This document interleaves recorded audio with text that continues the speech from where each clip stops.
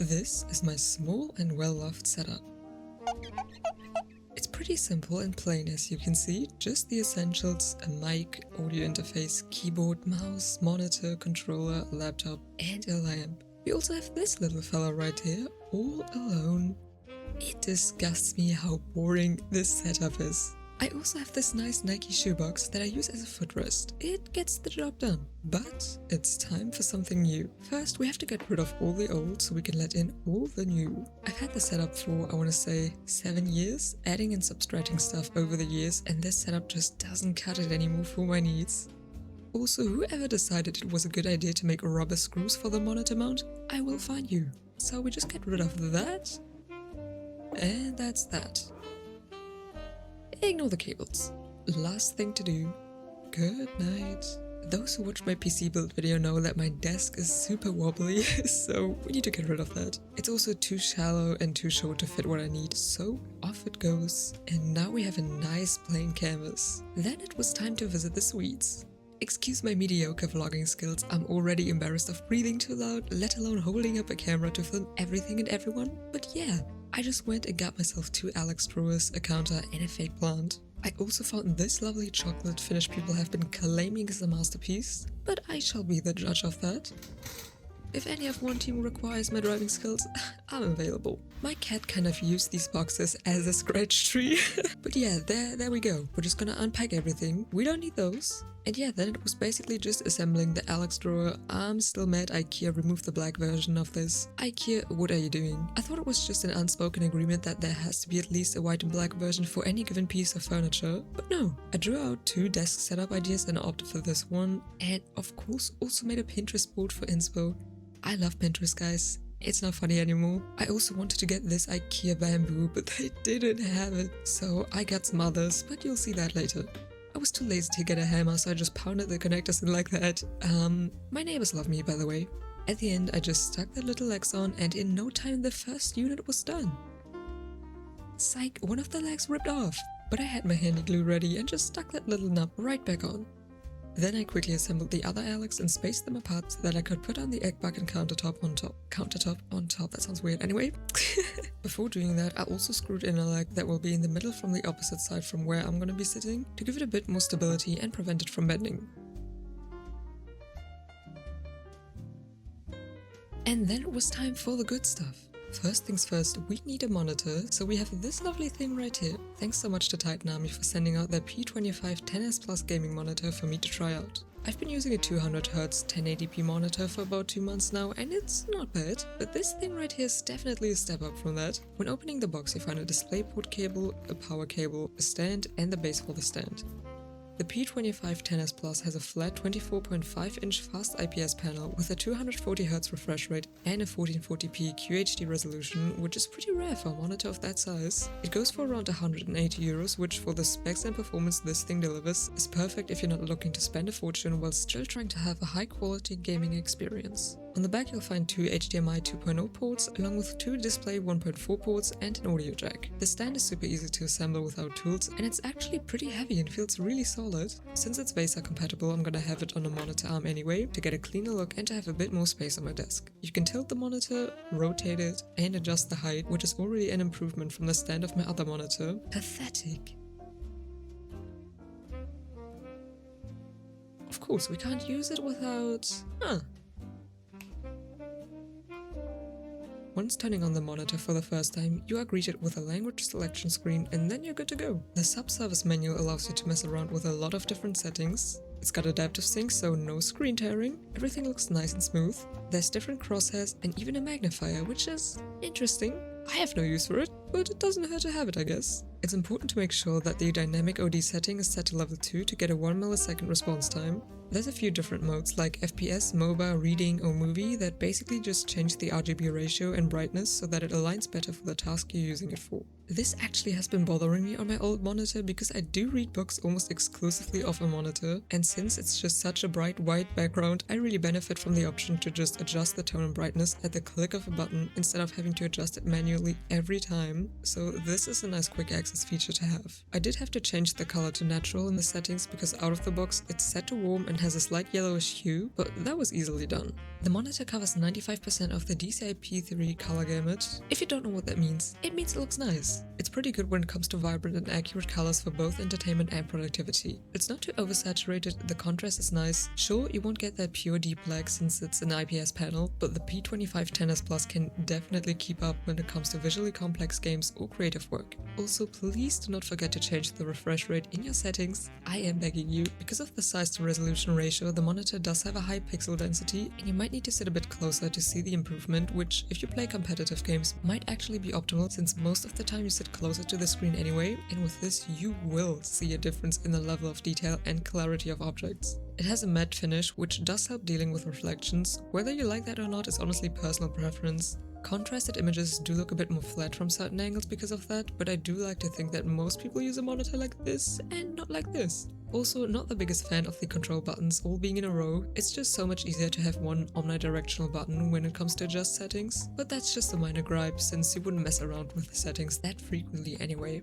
I played a few different games and honestly, it looks incredible on story games, like actually gorgeous because it looks so sharp and detailed. At some point I literally just stood still to look at the environment because it's just so pleasant to look at. There's no delay or ghosting, especially in games with fast movement. You have an amazing response time, everything feels super smooth and tracking feels so satisfying with this. Of course, it's not going to be the absolute best monitor you can buy, but at that price point for what you get, it's tough to beat. Once again, you have the quality of details, the response time, the refresh rates, so if you're looking for a 24.5-inch monitor that is optimal for competitive gaming, visually detailed games, and content creation, you will fall in love with this thing. It will definitely be hard for me to go back to 1080p after playing on this. So if you want to treat yourself to the Titan Army P2510S Plus for Christmas, I got it linked down below if you want to check it out.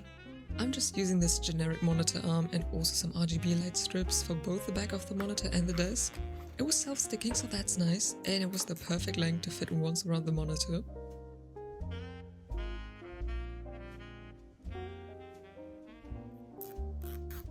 Then I stuck the second strip on the back of the desk like this and plugged everything in. This is the preliminary result. Ignore the cables, I'm gonna try my best to cover them up later. As we all know from my PC build, I'm very good at cable management, so there should be no problem. Of course, to use this beautiful monitor, I also need a keyboard and mouse. So I went for the M-Cho's A68 Air. Look at the packaging, gorgeous. Of course I have to stick with the black theme, and this thing fits right in. It's a very clean looking 65% holo-fed keyboard with some nice sound and lighting.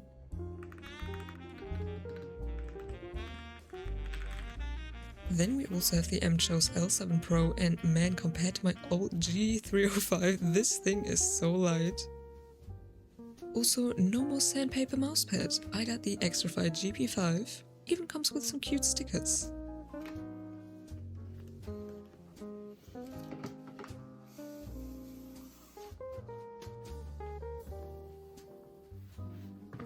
I like the clean black look, it's got stitched edges and overall feels pretty smooth. Halfway through I also put the monitor arm on the other side because I feel like that way it was hidden a bit more, so yeah. This setup is still missing some things. Of course, to be able to talk while gaming or streaming, I need a proper mic, and this right here is a very solid budget-friendly option if you're just getting into content creation or don't want to use your musty headset mic anymore. Throw it away, it's okay to let go. Thanks to Fifine for sending out their AM8 PROT dynamic microphone, which comes with a mic arm and goes for around 70 euros, which is pretty amazing for all the features you get on this thing, as you'll see in a second. In the box we find the mic arm, a USB-C cable, the clamp, and of course the star of the show, the AM8 Pro. Okay, so first of all, I love the shape of this. It has a pretty unique boxy shape that will fit well into any setup. The mic arm is just a perfectly standard boom arm, holds the mic well, doesn't wobble around. On the bottom part there's no cushioning, so maybe be careful with how tight you screw it on, but overall it's a pretty solid mic arm. I was about to say nothing flashy, but well, We got some RGB lighting on both the boom arm and the microphone itself. It's 2 long light strips that you can control via a button on the upper part of the arm, and you got quite a few colors and effects to cycle through. If you want to turn it off, you can just hold the button down on both the mic and arm until it turns off. Let's look at the mic itself. It of course has a windscreen to reduce those plosives and any surrounding noise. I kept touching that thing because it's so soft. It's mounted on a yoke, so you can screw it onto a stand or hook it up to a mic arm, and while the mic doesn't come with an XLR cable, it does have both an XLR and a USB port, and also a 3.5mm headphone jack at the bottom to monitor and control sound better. XLR does have a slight edge over USB-C in terms of sound quality, but it's definitely not a jaw-dropping difference. But I'll let you be the judge for yourself later on whether you hear a significant difference. We also, and this I find fancy, have this little dial display right here which shows the output volume on different sources and even adapts to the RGB from the mic depending on which color you choose. It's a plug and play mic, so you can literally just plug it into your phone or even your PlayStation and use it without any additional software. You can control the RGB at the bottom from this button right here, and there's a few preset colors to choose from. The mute button is touch control as well and switches to red once pressed. I will sound silly saying that this out of all things is my favorite feature, because this tiny thing here would have saved me from all the times I was muted on stream and didn't realize. It does need the USB-C cable hooked up to make use of all the features though, like the mute button and RGB, but if you don't need the look of the light and have an audio interface, you can just omit the extra cable for a cleaner look and stick with the XLR. Now to the difference in XLR and USB-C audio quality. I've been using this mic the whole time while speaking to you, making use of its XLR connection. This is what it sounds like with XLR, and this is what it sounds like with USB-C. I do prefer the sound of XLR, but honestly it's not a huge noticeable thing. You'll be fine with USB if you don't want to go the extra mile of buying an XLR cable. Because of its build quality, it does come with a bit of handling noise, so if you tap any of the buttons or move the mic around, it will be picked up, but that's just a trade-off you have to make at that price point. So probably not something you want to hold while speaking during a podcast. You'll want to just put it in its position and leave it at that. We also have a 3-in-1 dial right here for the gain of the mic, the headphone output, and one for something that I actually didn't know was a thing, the balance between your mic monitoring and desktop audio. I like that you have a dial directly on the mic, because most other microphones, especially in that price range, do not have that feature, so you are forced to do it in your settings, or you could use an audio interface for easier control. This is the Fifine SC8 audio mixer. This thing right here and the AM8 Pro are the perfect combo if you're just getting into streaming and need an audio interface for easy accessible volume control and effects. When opening the box you find the instructions, of course the star of the show, the SC8 audio interface, a 3.5mm aux cable and a USB-C cable to connect to your PC or console. First up on the back we have an XLR 1/4-inch combo jack, a dynamic condenser switch, a headset input, an aux input, and a headphone jack of course. There's also an optical audio input, a USB-C port, a switch to change between PC or PlayStation, and lastly an RGB control button just like on the mic and boom arm. At the top we have a meter to let us know the volume of the mic and whether it's active. Same for the audio coming through your headphones. We have the standard gain control that pretty much every interface has, but once again you are able to mute yourself by tapping the button. The meter still does peak even when the mic is muted, which can be kinda confusing, but you just gotta keep track on whether your actual button is lighting up red to know if you're muted or not. The aux I can personally ignore, it's just for if you want to plug in another audio source to the interface to control that, like an external music source for your stream. Then we also have an output button that you can mute as well, like the other ones. We have an EQ button with 3 programmed EQ settings, gaming, music and film, and also a 7.1 virtual surround sound mode if you want to have a more immersive experience in your favorite games. And there's also a 48V switch for if you're using a condenser mic. Right below that are 4 sampling pads you can use to assign custom sounds. We also have a mic monitoring button which goes together with the output knob that lets you control how much of your own voice you want to hear. With the game chat button you can assign 2 audio sources, and depending on which way you rotate the dial it will prioritize the volume of one audio source over the other and vice versa. What I did notice while using the interface is that there's some subtle noise when my headphones are plugged in. It's kind of a static, I don't know if it's a me issue, but yeah, it's barely noticeable, and when something is playing you cannot hear it at all. There's also a voice changer on this thing which I'm actually excited about. I don't know who in the design department came up with this, but I love it. I got my current audio interface for about €55, while this one goes for the same price, which for the amount of customization and control you get is a no-brainer for me. I'm personally not the biggest fan of the mic arm RGB because I think full black just looks cleaner, especially when the light is off and there's just the white light strip showing. Plus the cable that adds to the cable salad but that's personal preference, honestly. It definitely doesn't look bad once it's turned on and you got quite a few options to cycle through, so it would be awesome if the boom arm would be sold separately for those who prefer a cleaner look and maybe a low profile one. Overall though, if you're doing content creation or just need something for gaming and want a budget all-arounder, the SC8 AM8 PROT Duo has a phenomenal price to performance ratio. You get clean sounding audio, have audio control on both the mic and interface, presets, customization options, USB-C and XLR compatibility, and overall just a nice clean look to elevate your setup. I've been using it a bit for my streams now, and if you're looking for an audio setup to stream with, I definitely suggest trying these two out. I got them linked down below if you want to check them out. Next up we have even more stuff from IKEA. I love IKEA, guys. Anyway, I got myself the standard pegboard, you see it everywhere, some accessories for that, another fake plant, and a shelf. Ignore that, guys, I know what I'm doing. It's the Bergshood shelf. Looks pretty nice, yeah. Then I got myself some more plants because before I only had that one fake plant in my room, it was so sad. I needed some more greenery in there. Guys, please get some plants. I don't care if you have a chat minimalist TikTok.com setup. Plants are gonna elevate everything, okay? Listen, I don't know if this is a stupid idea, but I decided I wanted some real plants on my IKEA pegboard. Fake plants just don't hit the same. So I repotted these little fellas into these storage squares, boxes, whatever you want to call them, for the pegboard. I just lined them with this foil so it doesn't rust or anything. I don't even know if these do rust, we're gonna see. Either I'm a genius or this is a terrible idea. For some reason the roots on this made me shiver, but you do you, girl. Germinate, my queen. I made quite a mess, maybe I should have put something on the surface while doing all that. But as we all know, I don't think ahead. I clean up after though, of course. This is how they turned out and I actually quite like it. I'm gonna try my hardest to keep them alive, but I'm not making any promises.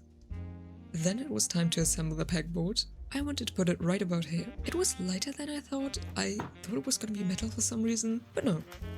So yeah, just attached the little knobs, then I can't talk.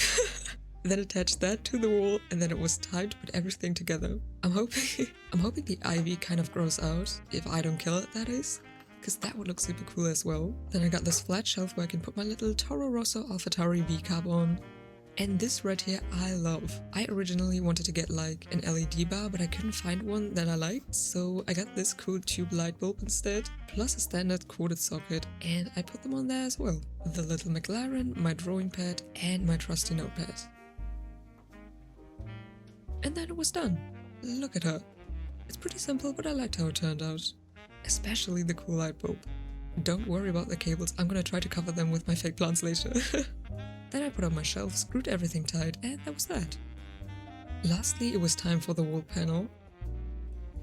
I kind of wanted it a half behind the monitor, and I put this little metal shelf below my desk where the panel would rest on, and then attached some Velcro with double-sided tape on the back so that it wouldn't tilt forward and crush me to death. And it worked out fine. At least I hope so. We'll see. Maybe I'm gonna get jump scared at 3 AM when this thing comes crashing down, but that's a problem for future me.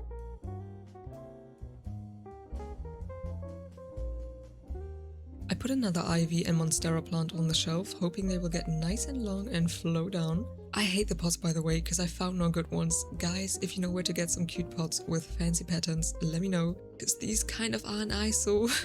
Put some other stuff on there, and that's that. Then it was time for the last touches, put some fake plants on the PC to make it look more filled out in this little corner, and to hide the cables. And yeah, that was basically it. When it comes to cables, I again just took some Velcro and double-sided tape and stuck the extension to the top of the table, and then just organized everything with zip ties as best as I could. Okay, the chocolate. It didn't taste bad per se, I mean, I still ate the whole thing, but the caramel was kinda... It tasted interesting, let's just put it like that. Still better than American chocolate, full offense, so I'll give it a 7 out of 10. And yeah, this is basically it. This is the finished setup. A little before and after. I love how it turned out. It looks so much better. The lighting especially pulls it all together and makes the space feel really cozy. I still think there's a few things missing, but we'll see about that.